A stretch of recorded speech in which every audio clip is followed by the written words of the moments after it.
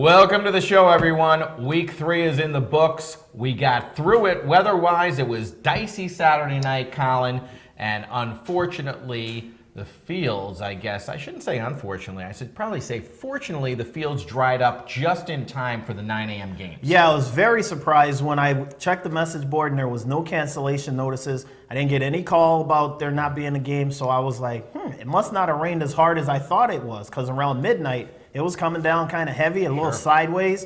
So I said, there's no way they're going to play. But then it stopped just in time, so we got the games in.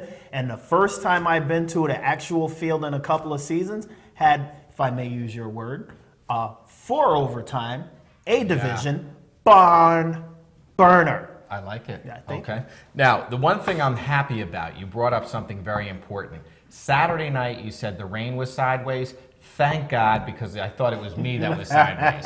Well, you were sideways, too. Probably was. The rain was coming down to the left. Oh. You were going down to the right. No wonder I was wetter than everybody else. Yeah, see? But that's all right. Unbelievable. That just means you had a good time. No, we had a good time. It's very important that I get out with the people and talk to everybody before Sunday's game. So that's the only reason that 18 Long Island iced teas went in the belly. You could be the mayor. You're a man of the people. Oh, I am. But I want to make this very clear on air. It wasn't just me. There was other people involved. Gotcha. Okay. Don't be a follower. Anybody that watches this know what this means. This is an inside joke, okay? I'll tell you after. Oh, boy. I can't say anything else. Oh, boy. That's an inside joke. Somebody's in trouble. Oh, no, my goodness. Not at all. Everything was good. Everything's fine. Anyway, Colin, we did get through. Thank goodness. We had some terrific games, as you just mentioned one of them. Let's go right back into the A division, talk about the scores and the standings, please, and let's throw in a little of our own 2 cents. We got you covered here, folks. Right off the top, we've got Laney's 21-14 over gotbeer.com. The Blaze 17-6 over Valenti's Panthers. Samson's 49ers 27-7 over Jiffy Homemade Chips. PalmerAutos.com 35-33 over the Renegades in the game that I went to see. That was a 4 overtime thriller and a barn burner. There you go. And then we've got Samson's Fighting Irish 29-7 over the NEKF Tigers. So it was a good week in the A division for Mr. Inside when he comes on later. We'll have to make sure to give him some congratulatory compliments before we rip him. Oh, excellent. All right. Hey, one thing I want our insider to pick up on before he comes on, if he would, could you tell us what's going on with Jiffy Chips? Because I thought that team was going to be a lot better than they were. They also mentioned that they wanted to play in the higher AA because they wanted to crack at the 4G. So I want to find out what's happening, because I believe not only this past Sunday, as you mentioned, with the lopsided score, but the previous week they got dump trucked, as you like to say, which is one of my favorite terms now. And now they're 0-2. So insider, get it, give it, take it. Yeah, he takes it all right. I don't know if does? I don't know if he gives it. You don't get a name like Fogham without taking it. I still want to know what that means, folks. Well, listen, I'll tell you my inside information. You tell me yours, but we'll do it off air. Good. All right. Good that deal. way nobody's feelings get hurt and no friendships are questioned and other things that shouldn't come to light. Boy. Come to light. Not good. Okay. Standings. We'll go right to the standings. We're at the top. We've got the Blaze at 3-0, followed by Valenti's Panthers 2-1, Laney's 1-1, PalmerAutos.com 1-2, and GotBeer.com also 1-2. That's the AA division. In the A division, we've got the Renegades at 2-1 with Samson's 49ers, followed by Samson's Fighting Irish and NEKF Tigers at 1-2. And Frank, as you mentioned, Jiffy Chips 0-2, but with a 13 points for and 51 points allowed. There's that dump truck that you were mentioning. Yeah. They're struggling 2 games in, only averaging 6.5, giving up 25.5. It's not bad. I'm no math major, but that's not good when you're getting beat up like that. And it's surprising because we knew this team had a bunch of talent. They've got some veteran players on that team. So to see them struggling like this, hopefully the insider will be able to get some information for us and hopefully come to a solution, not a solution, but get some answers as to what's the cause of these problems. Yeah, it could be, that they're missing a few guys early in the season, or that they're just trying to gel now and they will get better. But I want to bring up a point about this. Okay, they're losing games 19-0 on average. I am an accounting major, so I did that quickly in my head. It was very difficult. Okay. Anyway, but if you're looking at the scores, though, for the A division this season, and this is great news, I think, for everybody in the A's. With the Double A and Single A, I don't know if this is the reason that it's happening. Look at your scoreboard each week now, and you're going to see higher scoring A games, which we had never seen in the past. If you look at this week's scoreboard, you'll see that 4 of the 5 victors had 20-plus points, and the 5th one at least scored 17. That was the Blaze that you mentioned. Let's give credit to the Panthers' defense on that one.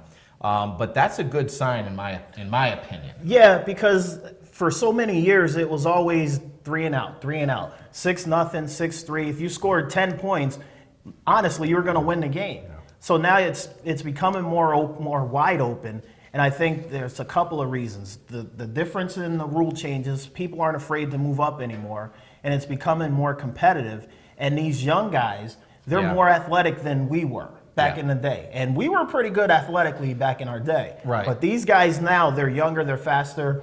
They're not wanting to do the grinded out power kind of smash mouth game. Yeah. They want to throw the ball all over the place and get out in space so where they can do some things creatively. So I think that has something to do with it as well. No, I think you're absolutely right. And one of the things I always thought, but I think you really brought up the biggest point here. I always thought, okay, back in the day it was just a more physical game. Guys were bigger, stronger, and we relied more on that, as you mentioned. But what you're saying makes more sense.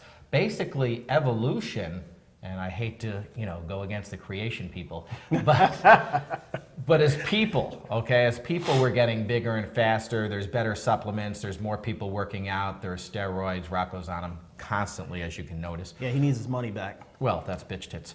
Anyway, if you get them from Mexico, man, you are really looking at some bad stuff. Side effects could include bitch tits. tits. Oh, God. It includes that, small nuts, the whole thing, the whole shebang. But I think your point is more so than my point about that. That's probably the reason, although why not as physical as before? Do they not have to rely on it as much? Quite honestly, I don't think they want to. Right. Not that they can't. I just don't think they want to. Growing up now, you don't have that physicality that you did back in the day. Yeah. It was just, all right, we're just going to run around and have fun. You can't catch me. You can't catch me, you can't hit me. Right. So I think it has more to do with that. I blame the Madden generation on it. It's the Madden generation. That's why. Scott Madden? No, not him. Oh. Actually, somebody who pays their bills. Oh, did I? I should have kept the inside voice inside. Oh, boy. But listen, let me tell you about my A game of the day. All right. 2 things. I'm going to start off with something that's not good, then I'm going to finish with something that's really good. Watching the A division, you remember what I used to tell you all the time about me reffing the A division when I used to ref? I know you didn't like it. Couldn't stand it, hated it, because everybody has something to say. Right. It's just blah, blah, blah, blah, blah, blah, blah. Constant whining, begging, crying, complaining. Just shut up and play the game. You're telling me Lionel used to play with Charlie? Because those are the voices I heard. No. That was blah, wah, blah, wah. blah. Oh, okay. Blah, blah, blah, blah. Oh, all right. But there was, in this game between Palmer Autos and the Renegades, Yes.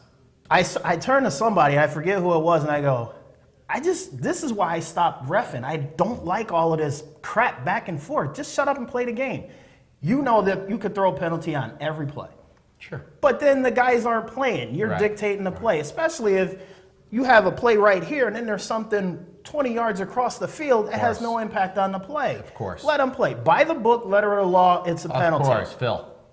But if you want to start throwing stuff like that, it's not going to be any fun for anybody out there. Right. So I say that just to let them know some things just still haven't changed. So we got to get that out of there. Just shut up and play the game, guys. Colin, I always told you, though, I know you got to that point in your officiating career, but if you just took the Paxil like I told you, you'd be still officiating. See, I don't want to have to take drugs to calm down, because what happens is then you get to the point where, look, he doesn't even care. He's not even paying attention because I'm all loopy somewhere off of the Paxil. So, I got to maintain my faculties. It's not saying much for me.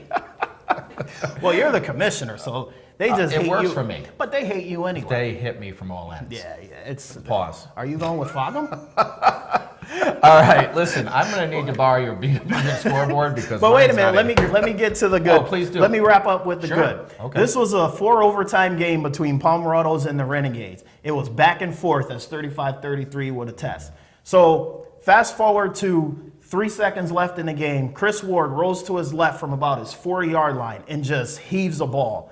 3 defenders, his 1 receiver. His receiver just chases down the ball. As he crosses the goal line, it hits him perfectly right in his hands between the 3 defenders. Wow. They kicked the extra point, forced the first overtime, with 3 seconds to go. Then the overtime, they went back and forth a couple of times. The Renegades actually stopped them, had a chance to win the game, but then Vignola came through and he blocked a field goal attempt. Oh. Then they had a chance to win a game again, but then Porky, very uncharacteristically, dropped an interception that he was taken off the other way. Wow. And then Palmer comes back, gets the game-winning touchdown, and then their defense holds on the Renegade side. They hold off on the extra point. But that game was the game of the day, and I'm glad it was the first one that I'd seen in a couple of years, and it made it worth my while to come down there. All the chirping and crying aside, that was a fantastic game. So great job, guys. Just stop all the crying and complaining and play the game. I think it was probably best for both teams, the outcome, because the Renegades would have been 3-0 and really chirping. So it kind of brought them down a little bit. But yet Kohlers, they really needed a victory after a couple tough ones. So I think it balanced it out. The A division is looking good. I like the new system that we created. And with that said, it's time for me to give you guys the B division scores for week 3. We're going to start with the Vikings. They win 2019 over the Bootleggers Bulldogs. Easy for you to say. I officiated that game. It was a good game. Vikings jumped out on top by a couple touchdowns, but Bootleggers really showed their mettle and came back and made it a big ball game. So the Bootlegger Predators on the other end wins 20-15 over Philly Bar and Grill. Second game of the day that I did, and that was also very competitive. Good game for both of those teams. And I thought that the field at Ridge Park was actually in great shape because usually that's not. On the Circle, they win 23-19 over the Rampage. Couple things to note here. 1, on the Circle, they're 3-0. They look good. But 2, the Rampage losing by 4 may not seem like a victory, but I believe it was because On the Circle is probably one of the better or best teams in the B right now. So the Rampage is doing well at 2-1 and showing that they can play with anybody. Giuseppe Warriors, they win 13-6 over Kaiser. Rugged Rams 16-14 over the Aztecs. The Aztecs, we're going to have to check with the insider on that team because people are bad-mouthing them a little bit after their slow start. And Forever Bandana is still undefeated with a 19-12 victory over 41 Sports Bar Titans. That's a game, Colin, I would have liked to see in person. Yeah, that was the game we talked about last week on the show. We figured that was going to be a close game. 19-13, probably figured it might be a little more points scored in that game, but this just tells me that both defenses came and they showed up ready to play. No, I agree with you 100%. I would have liked, I'm sure the insider will give us a little scoop on that because one of our committee members is on 41 Sports Bar, Teddy. Shout out. But let's get plug for Teddy. Yeah, for Teddy, not you. For me. So anyway, standings-wise, with the 12 teams in the B division, folks, you see that only 2 now are undefeated, and that's only 3 weeks in. That's kind of remarkable, and it shows you that parity is indeed here, especially with the B division. So Forever Bandana on the Circle, they're both 3-0. I'm not sure when they play. Hopefully they do, because with 12 teams, you only can have an 11 opponents possibility, and 9 games means that you're not going to play 2 of those 11 possibilities. So hopefully that is on the schedule because that'll be a good one, Colin.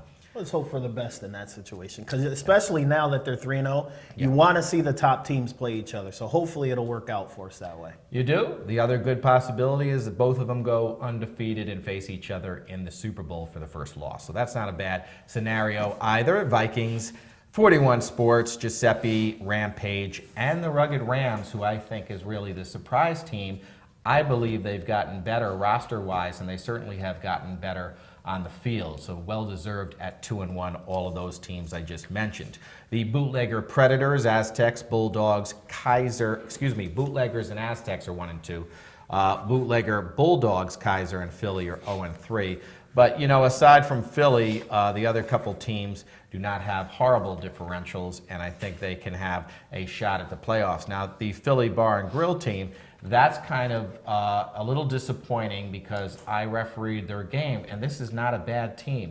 They're having trouble adjusting to the B division and the full rush.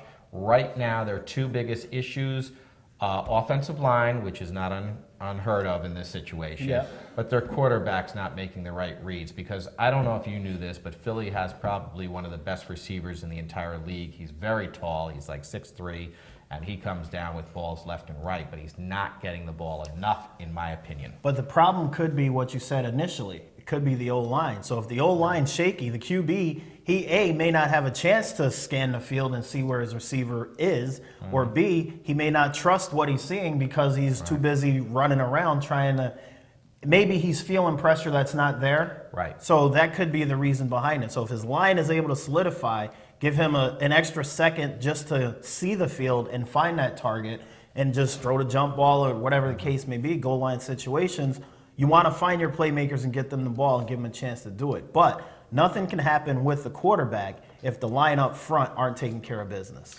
I agree with that to a certain extent. In this case, this quarterback, and certainly that's part of it. This quarterback is more of an athlete playing quarterback than a quarterback that's an athlete. So in this case, he seems to be scrambling first, looking downfield second. Sometimes you have to pre-read, know where you're going with the ball prior to the snap, and then just fire it after a 2 or 3 step drop in a shotgun.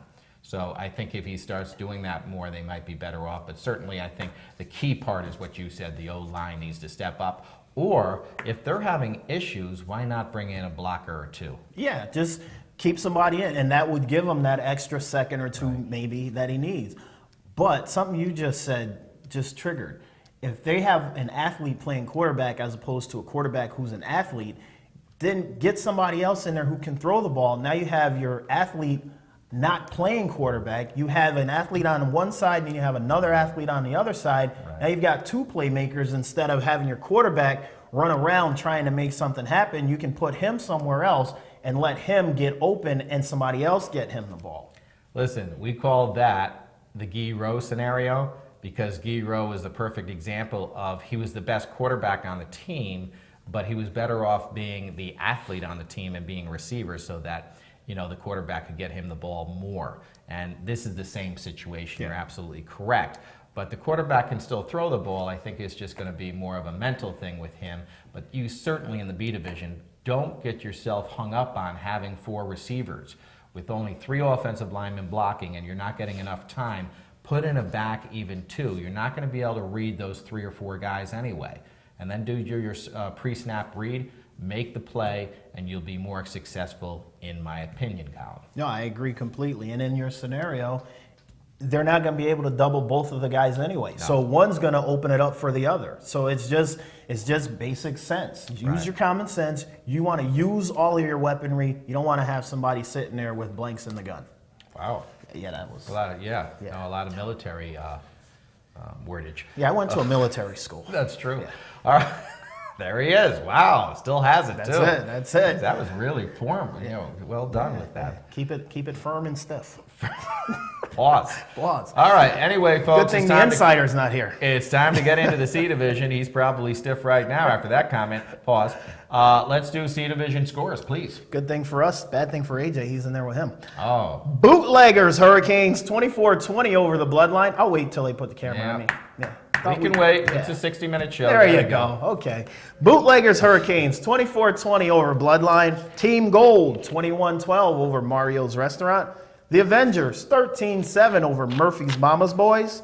Armadillos 27-14 over Swag Champs. I like that name. Yeah. NWO. Yeah. 34-20 over Side Door Grill Bombers. Jay's Painting Service 32-12 over Elbow Room Hawks. Dublin's Bootleggers 25-14 over Fuller's Tavern. CM Fox Realty Falcons 21-14 over the Dirty Birds. Dream Team 40-34 over the Ravens. Got some inside information on that game we'll tell you about afterwards. Awesome. Bronx Street Thrashers 18-14 over the franchise. KDO Burns SOS 28-zip over Kryptonite. You want the inside scoop or you want to go to the standings? Inside, please. Inside. Let's go with the Ravens and the Dream Team game, 40-34. This game was decided in the final minutes. All right. You know the new rule about the kickoffs? Yes. The onside kick? No, the regular kick, which right. turns into the onside kick. Yes. If they don't touch it beforehand. Yes. Apparently someone didn't pay attention to the rule book. Ended up biting them in the booty. So we go for a safety. So then from the safety, they do the kickoff. Right. And once they do the kickoff, they don't get to the ball before the other team, they didn't get the ball back to the 20-yard line on the kickoff before the defense got it. Right. So as a result, it is now the kicking team's ball on the other side. Right. So they're not happy. Suffice it to say, the rule was interpreted and implemented correctly. They go down, give up the touchdown, the game-winning touchdown. They were livid. Wow. Yeah. So you got to make sure you know the rules, guys. That's number one. And you want to make sure, no matter how mad you are, you still got to play it out the rest of the way. You can't take that out onto the field. You got to go out there and play and know the situation. Down and distance isn't the only time football sense comes into play. You got to know the whole scenario. Now, aside from that, this was a great game. Mm-hmm. Okay. Let's move into our C Division standings. Well, I wanted to comment real quick on that. Shoot. Apparently, the referees were going to go the opposite way at first, I heard. Then they did confer and got the call right. But remember, folks, in the rule book, especially what Colin was saying, a safety, a kickoff or punt after a safety is treated the same as a regular kickoff. And that was the key right there. Yep. And then throw in the onside rule, and you got a double whammy. Yeah. If you're lucky. Oh. Or if you're Mr. Or if you have Inside. 250. Yeah, well, okay. There you go. I don't roll like that. I don't have the deep pockets like that. Ah, you do. Let's go into our C Division standings. Over in Albany, we've got NWO and Jay's Painting Service, Dublin's Bootleggers, all 3-0. Fuller's Tavern, Swag Champs, and Bootleggers Hurricanes, 2-1. Side Door Grill Bombers, Elbow Room Hawks, Bloodline, Armadillos, the Avengers, Team Gold, all 1-2.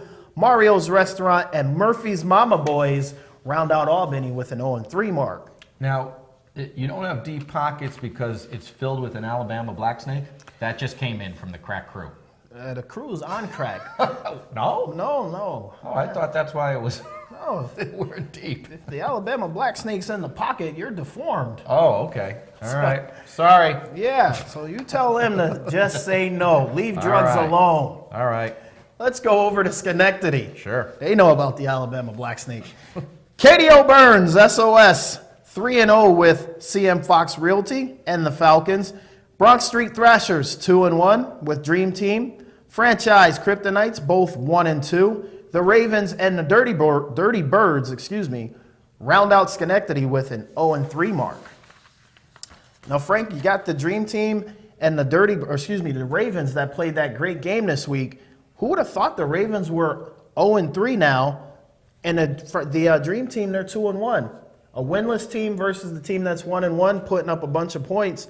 You would have figured that they'd have a more than a 6-point advantage. I would have figured that game would have been more closer to the Mercy Rule game than a close game. Well, I look at the standings, and it's very difficult to pinpoint what's going on with Dream Team. They have a -11 with the 2-1, and that's kind of a tell for me. Saying that this team, it seems like they can play with everybody, but they can't beat everybody that they're supposed to by the margin that we think they would. So there's some concern here with this team with 6 games to go. But I believe that they did play the SOS team already, and that's their only loss, which is a good loss because SOS is a powerhouse. And they didn't get crushed by them, I don't believe. And this, I'm going off the top of my head on that one, folks, so please no hate mail. Leave the hate mail to Rocco and his Al-Qaeda ties. Anyway, that's a concern to me. As far as the other things going on in the standings, as I like to point out, Up in Albany, with 14 teams, only 2 of them are 0-3. That's a good sign, and only 2 of them are 0-3 in Schenectady. So teams are winning ball games, and that means that there's some parity there. The 3-0 teams, we're starting to cut down on that. There's only 5 left, and there's 22 teams. So things are really moving along with 6 games to go, and those teams will probably be playing each other and knocking each other off prior to the playoffs. You know what's funny? I'm looking at the standings right now. The 0-3 teams in Schenectady, they have a better record or a better point differential than 9 through 14 over in Albany. Yeah, that's amazing. But that's what's going on, and it's still early, and you'll see that teams are starting to find their identity now. But as the next 6 weeks go on, it's really going to be now a matter of, okay, here's your 3 games. If you want to use that as your preseason, the next 6 are going to be determining who gets into the playoffs and who doesn't. Now, the top teams are going to go in. It's kind of like a pro football team will take the Cowboys, for example. That's right. First place, where they belong. But it's like a football team where there's going to be some players on a team like that are secure. There's going to be players on other teams that are not secure. And this is how the CDFFL is, not player-wise, but team-wise. Some of these teams are meant to be in first place. Some are meant to be in last place. It's a matter of the teams in between and where are they meant to be. And those next 6 weeks will determine that. That will determine that. Yeah. All right, so with that said, that wraps up the men's league for now. Don't forget, folks, don't leave us because we're bringing in our insider and talking more about the CDFFL men's when we get into our picks, determine what's going on in the league, who did what officials are good, what players are bad. Notice how I put that in there. But anyway, co-ed scores, folks, What as officials always. are missed. Right, we do miss him. All right, we just got the 4 sign. I'm not sure if that's how many pounds he's up to, 400. But anyway. Quarter ton. No, that's 5. No, that's a fifth of a ton. My You're bad. right. Told you I wasn't a math major. Nah, that's all right. You're good at English, though. That's true. Wow. I try. You are. Co-ed scores, as always, I give you the score. Colin gives you the MVP. Walrath recruiting bunnies. Of course, that's the old cute and fuzzy team. They are now 2-0 as they start off with 2 weak teams. 28-19 over the Andes Maniacs. Just kidding. The schedule's not rigged. MVP of that game because the officials were too lazy to submit one. Unknown. Yeah, I don't know why they didn't do that, but that is not available for us, so we'll just give it to the entire team. Now, in the game of the day, and a big-time, giant, big-time, big barn burner, Riff Raff comes back with little to no time remaining. Actually, it was 8 seconds when they scored. They win 41-40 over the defending champions, the Silver Bullets. MVP of that game, Mr. Steve Alberts. But I'm going to give an extra MVP. Sure. For the game-saving sack. We're going to give that to Melissa Swift. Really? Okay, please expand. Well, with the first was a roughing the passer penalty that some people says wasn't roughing the passer. Call it what you will. They threw the flag. So as we said earlier, whatever the situation is, you have to get over it and live to play another day. You can't keep that and have it impact the way you play. So what does she do? Lines right back up with 0 time on the clock. Before he can throw the pass, she sacks quarterback Hall of Famer Mark Dula to seal the victory and end the game. Wow. All right, and on that, let's keep, I just wanted to recap quickly for the audience because we're running out of time in this segment. Silver Bullets scored with under a minute to go, I believe. And then in 3 plays, Guy Rowe guided the Riff Raff team down into the winning score. The first was a long run by him, then a short pass for another first down, and then he threw a dime down the sideline to, I believe it might have been Steve Alberts. They have 2 new players that are new to the league. They don't play men's, but they're really coming on strong, these 2 guys. Pause. Certainly up to the point where I think one of them could be male rookie of the year. Bold prediction right there, folks. Right. Lark Tavern Renegades, 32-27. Brad Lewis Lawn Care on the losing end. MVP of that game, Marcel Scott. That was a great game, apparently, 32-27. But I had to take off early, so I wasn't able to stick around for that. All right. Well, you should measure take off early, pause.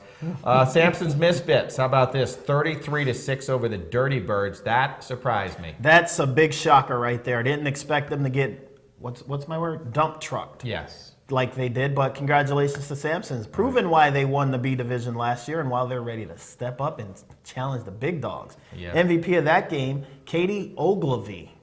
Yeah. Is that how you pronounce it? I hope so, because I just did. All right. Darkside comes back. I refereed this game. Ooh. This was 33-29 over Kohlers. Kohlers was dominating the game, and Darkside came storming back for the victory. MVP of that game, last season's MVP, shows why he was so. MVP of the game, Jimmy Villasenor. Are you having problems with the cameras lately? Because they're bouncing back and forth. Like, so it's 2, 1, 6. Yeah. I'm like, holy Yeah, it's cow. difficult. It's getting crazy. Yeah. It's like Jim Lewis all over again. Oh, unbelievable. Anyway, the last game of the day, Dell Lanes 20, Gangrene 13. Now, this game I also officiated. I thought it was going to be a lot closer, but let's give Gangrene a little credit because they were missing their quarterback starter, Jimmy, and somebody else possibly as well. Who's Gangrene? I'm sorry, that's Green Machine. There was a mistake on I'm the like, did team we get a name. new team? No, that's the mistake on that. I apologize, folks, but it is Green Machine. Ah, gotcha. Okay. MVP of that game, Jeff Smith. Jeffro, as he likes to be called, because he's got the little afro. He is, yeah. I refereed that game, and then on Sunday he had another game that they did pretty well on. But anyway, folks, one of our insiders, he's pacing back and forth. I think it's the heat. Wait till he gets under these lights. He's really going to go down. He's making me nervous. He is making me nervous, and his shirt's sweating. I did get some, I don't want to call it hate mail, but some constructive criticism about why we didn't let him sit down, why he had him standing up the whole time. Yeah, I heard that. Listen, I'm CPR certified, so if he passes out, somebody will take care of him. Right, and if you saw the way his body looked before he was standing up, you'd know why we changed that. Folks, we're going to take a break right now, okay? We will be back in 2 and 2, as Chuck Willery would say.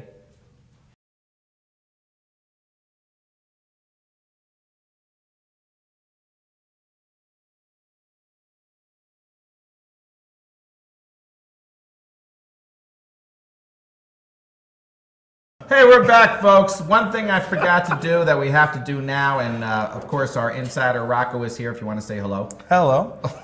Wow. Yeah, say it manly. That was good. Put some bass in your I'm voice. just giving you guys some ammunition. That's Take all. your hard nipples out of my Oh eyeball, my please. God, this is gonna be He was good. not complaining when the camera was off. That's all I'm going to Yeah, say. I only Wow. said I was already uncomfortable. All right.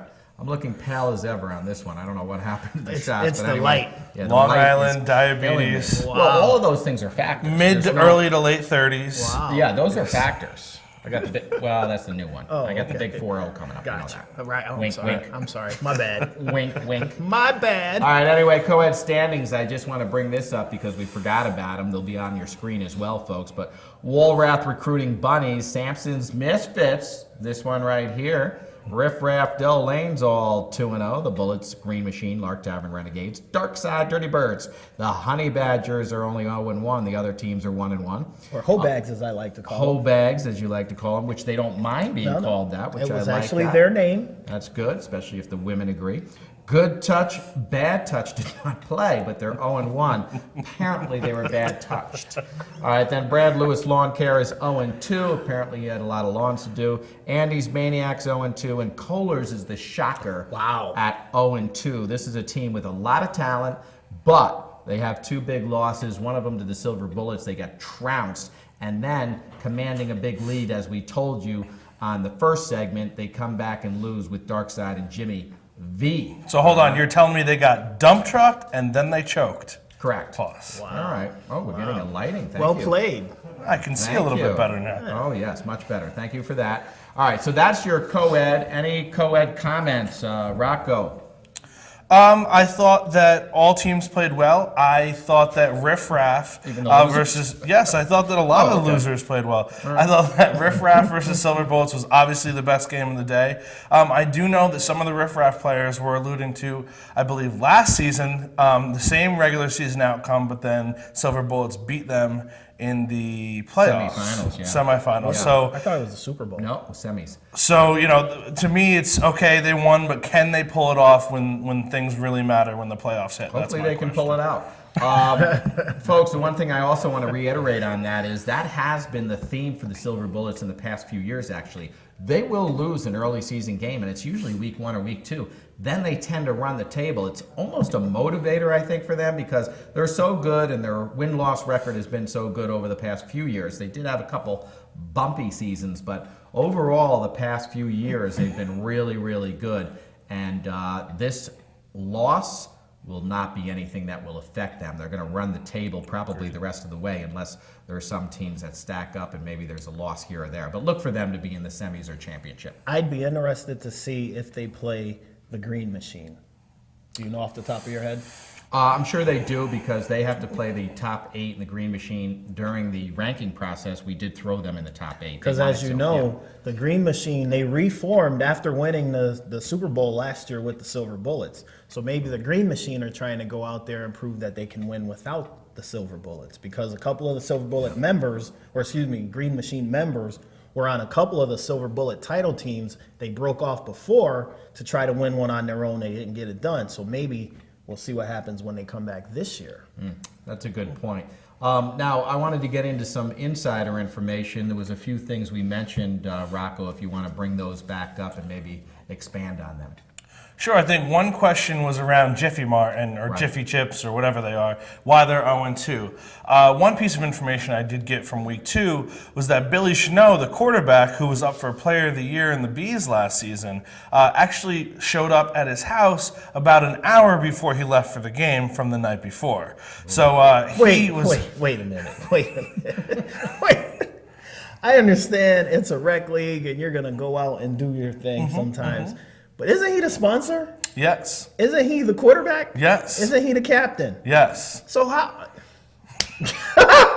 So that Okay.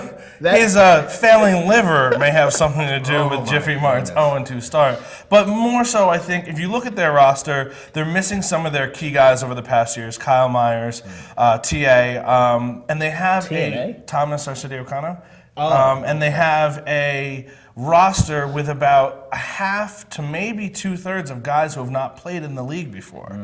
They have a ton of size, and a lot of skill, but I just think they're not used to the flag game and they're trying to adjust. So while I don't necessarily see them being the contender that they thought they would be, I don't see them being as bad as the 0-2 start either.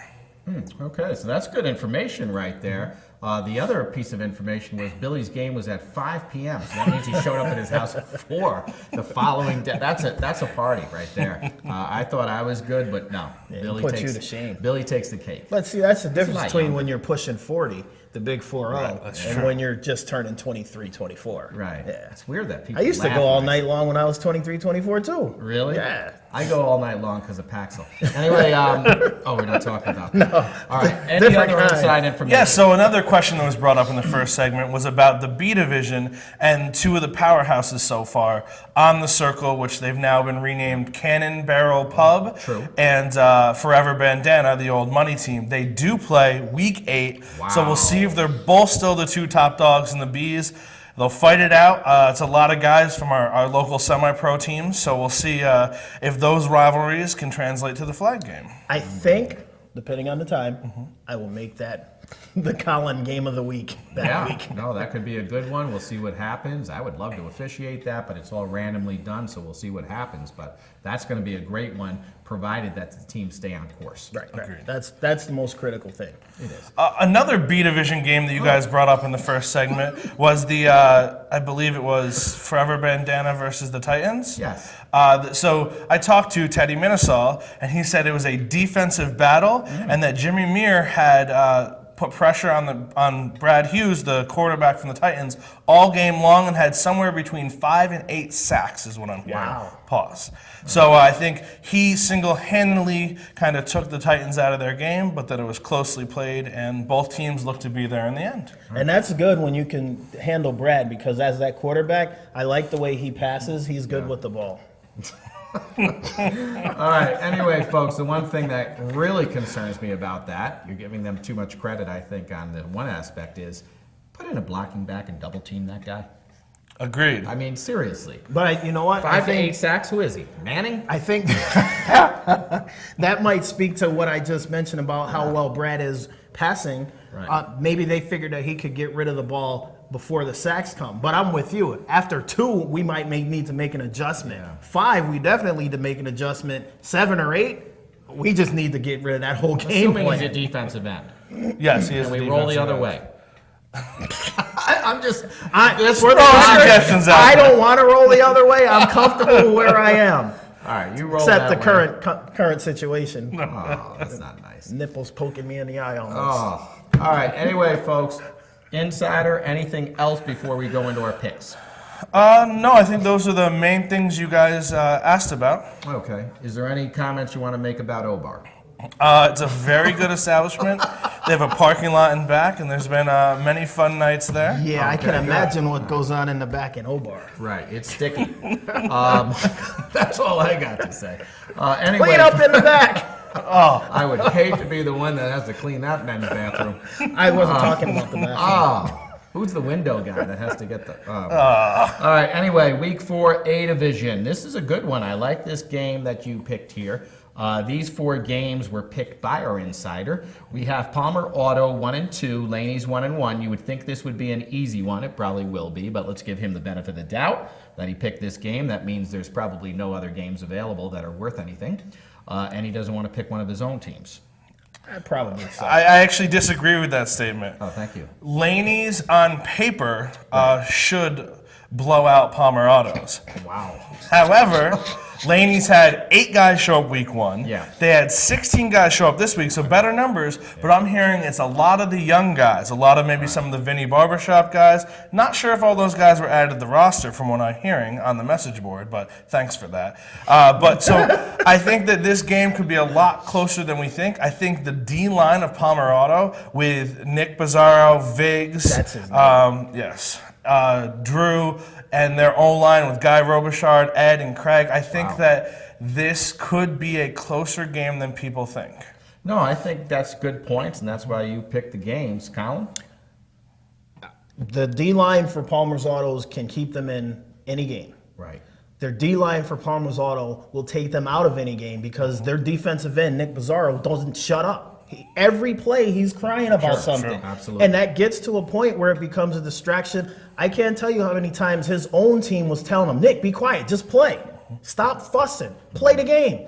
At some point, that's going to become a distraction on them because they're going to be thinking about him complaining about something rather than pulling the flag or stopping this guy from getting yards or whatever the case may be. Right. So when you have to babysit somebody on your own team, that kind of takes away from your game. So I think they're able to keep it close, but if they're able to keep him under control, determines if they're able to keep it close. Yeah. I'm still going to go with Laney's, though. All right. And Rocco, your pick?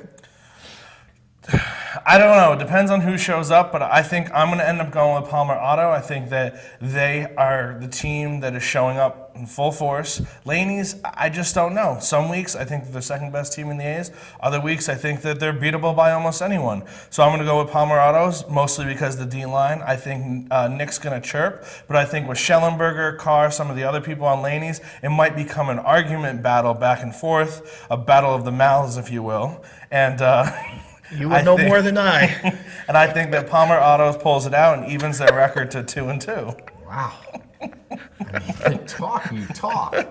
All right. Wow. Anyway, folks, this is getting to be more of an interesting game the way Rocco has been putting it. Not all the on the rocks Obar comments, but I'm talking about the football comments. But in this case, the biggest issue right now I'm hearing on the street, it may not be coming from Laney's, but it's coming from the street, and meeting the other flag football players and what they think needs to happen.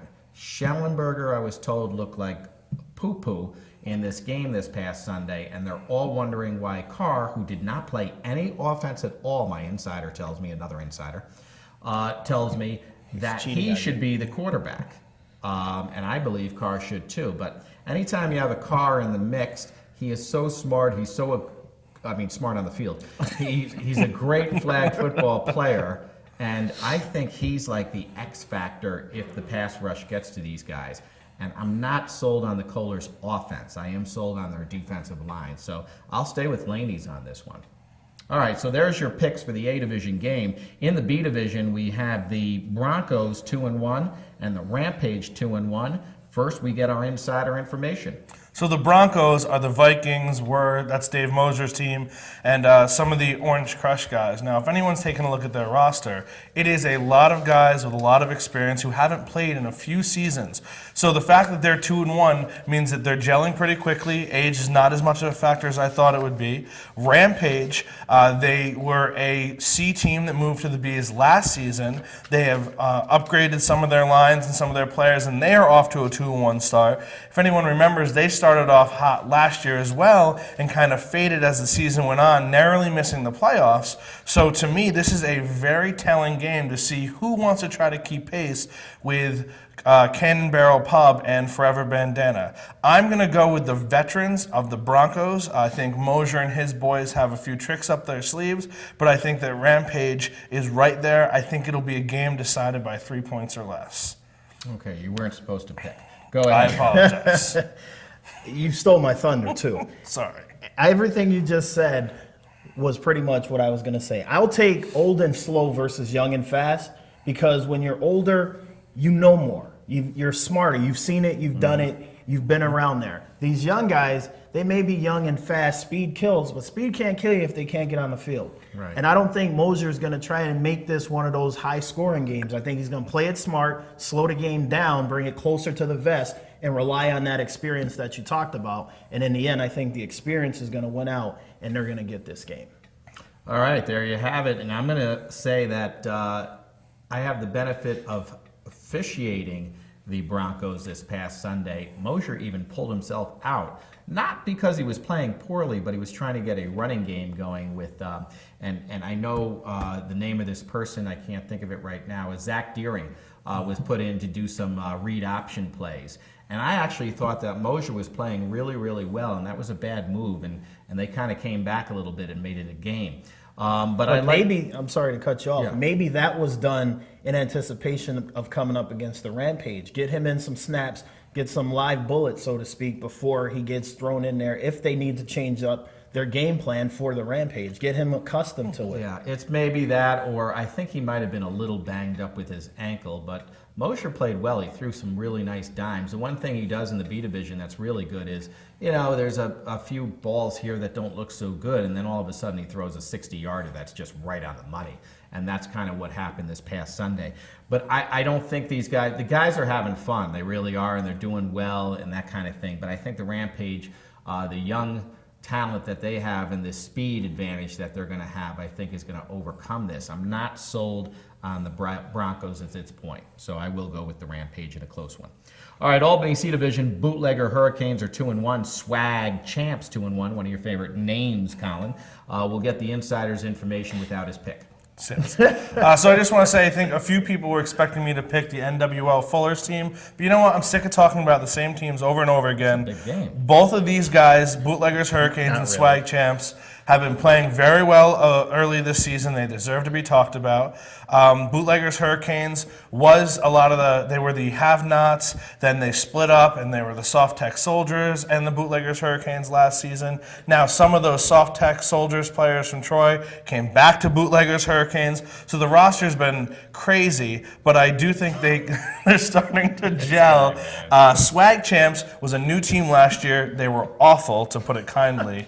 They went out, they got some better players, obviously. They're extremely athletic. They're very fast. But I'm going to go with Colin, because I just almost had my pick again, and let Colin make the pick on what he thinks for this game. Well, the Colin, Swag Champs, I'm sorry to cut you off, but doesn't he sound effeminate? a lot. I'm just waiting for the limp wrist to come up there. Football and feminism doesn't go together from a man.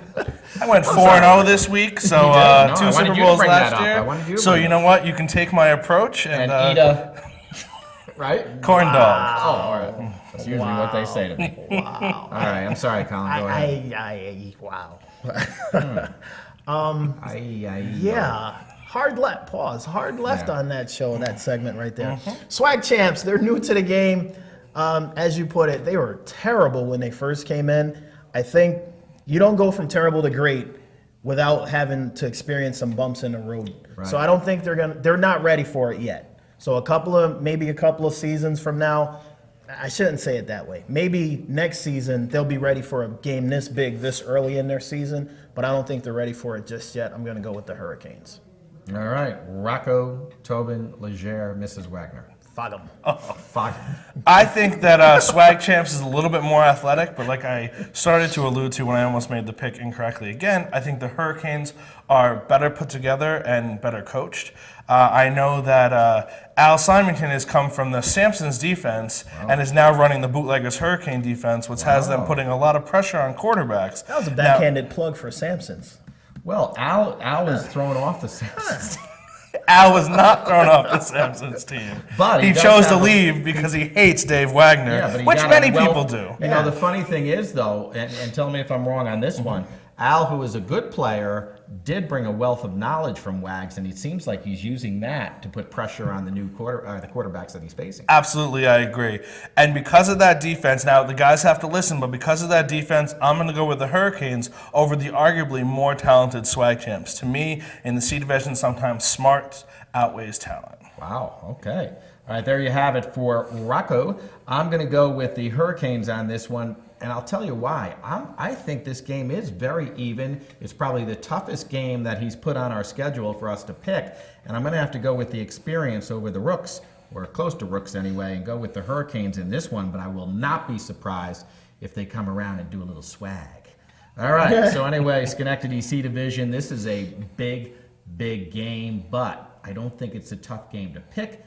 It's a fun game to analyze. We're talking about the Falcons at 3-0, SOS at 3-0 on a collision course with NWA. I like to call them that. Anyway, Rocco, inside information. Please don't make your pick. Sure. So let's be honest. The winner of this game has a clear-cut path to winning the Schenectady division. There are only 8 teams in Schenectady, so there are repeats. So I know that like SOS plays the Thrashers again, but as good as the Thrashers are, SOS seems to have their number. So this is the game, in my mind, that will go a long way to determining who comes out with that #1 seed. I think the Falcons have a very strong running game. I think that they have added a few pieces. Last year, they were competitive in the playoffs, but they had no depth. They had maybe, I want to say, 13, 14 guys show up every week. So with a little bit more depth, their key players don't have to necessarily go both ways. And special teams, they have a little bit more air, a little bit more energy. I think they're playing very well. SOS, as we know, ton of talent. Some of their guys got suspended. They replaced them with players from throughout the league. Doug McBride, the veteran leadership, he provides a kind of additional dimension to that team with his knowledge and play calling. So to me, I think it's going to be a very, very good game, maybe closer than people expect. Interesting. Good information on that game. It was. And you know, because we've been doing the show for so long, you may not know, because I don't know if you watched it before you joined us. I did not. I have this phrase